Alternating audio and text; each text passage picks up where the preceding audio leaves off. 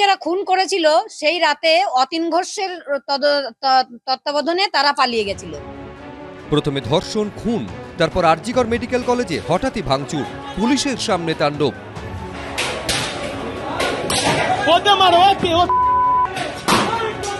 কি উদ্দেশ্যে ভাঙচুর চালানো হয়েছিল, কারা করিয়েছিল, কি লুকোতে করেছিল, 1 বছর কেটে গেলেও এখনো তা স্পষ্ট নয়। শুক্রবার আরজিকর মেডিকেলে দুর্নীতিকাণ্ডে সিবিআই তৃণমূল বিধায়ক ও ডেপুটি মেয়র অতীন ঘোষের বয়ান রেকর্ড করার পর ভাঙচুরের ঘটনা নিয়ে ক্ষোভ উগড়ে দিলেন নিহত চিকিৎসকের মা বাবা। অতীন ঘোষের নামটা অনেকদিন ধরে আমাদের স্ক্যানারে ছিল, কিন্তু সামনে আসছিল না, আজকে হঠাৎ করে এসছে, একটু ভালো লাগছে আর কি। এটা একটা যখন আমরা টালা থানায় ছিলাম এবং 9 তারিখের যে ঘটনাগুলো ঘটেছে তার নেতৃত্বে সম্ভবত উনি ছিলেন। যারা খুন করেছিল সেই রাতে অতীন ঘোষের তত্ত্বাবধানে তারা পালিয়ে গেছিল, এটাও আমাদের কাছে আছে, রিপোর্ট আছে আমাদের কাছে।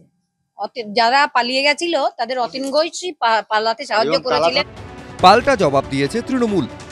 অভয়ার বাবার স্ক্যানারে ছিল, আমার ঠিক বোধগম্য হলো না যে উনি কি সিবিআই ডিরেক্টর অ্যাপয়েন্টেড হয়েছেন নতুন, না ইডির চার্জ নিয়েছেন। ওনারাই তো সিবিআই তদন্ত চেয়েছিলেন, আজকে কি এফবিআই এর তদন্ত চাইবেন না ন্যাটো বাহিনীর তদন্ত চাইবেন? দেখুন, ওনার মেয়ের সঙ্গে যেটা হয়েছে দুঃখজনক, বিয়োগান্তক, মর্মান্তিক, সকলে তার সমব্যথী।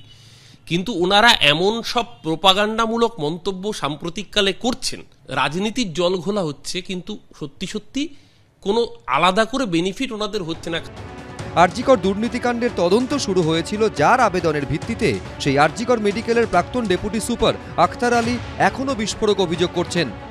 আমি হুইসেল ব্লো করেছিলাম বলে ডক্টর সুদীপ্ত রায় নিজের ইনফ্লুয়েন্স খাটিয়ে আমাকে ট্রান্সফার করিয়ে দিয়েছিল। আরজি করে কয়েকজনের একদম ডিক্টেটরশিপ চলতো, তার মধ্যে ডক্টর সুদীপ্ত রায় আন্ডারে আরও কিছু লোক ছিল, ওনার সঙ্গে ডক্টর সন্দীপ ঘোষ এবং ডেপুটি মেয়র অতীন ঘোষ সব রকম ওনাদেরকে সাপোর্ট করেছে। ভেতরে একটা ওনাদের মধ্যে একটা আভ্যন্তরীণ একটা দ্বন্দ্ব দীর্ঘদিনের ছিল।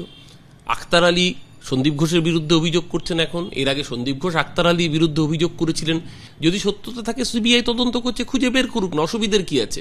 আখতার আলী যদি হুইসেল ব্লোয়ার হয়েই থাকেন, তাহলে সিবিআই কেন ফাইনাল চার্জশিট এখনো সেগুলো জানাতে পারল না? জুনিয়র চিকিৎসকদের দাবি, তাদের আন্দোলনের জেরে ফের সক্রিয় হতে বাধ্য হয়েছে সিবিআই।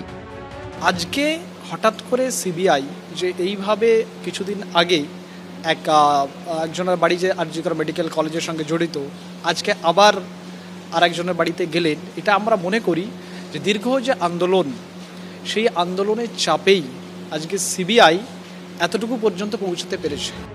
আরজিকর ধর্ষণ খুন কাণ্ডে শেষ অবধি কলকাতা পুলিশের তদন্তেই কার্যত শিলমোহর দিয়েছে সিবিআই। আমৃত্যু কারাদণ্ড হয়েছে সঞ্জয় রায়ের। দুর্নীতিকাণ্ডের তদন্তে কি হবে? রাঘব বোয়ালদের কি শাস্তি হবে? সমীরণ পাল, সন্দীপ সরকার, ঝিলম করঞ্জাই, এবিপি আনন্দ।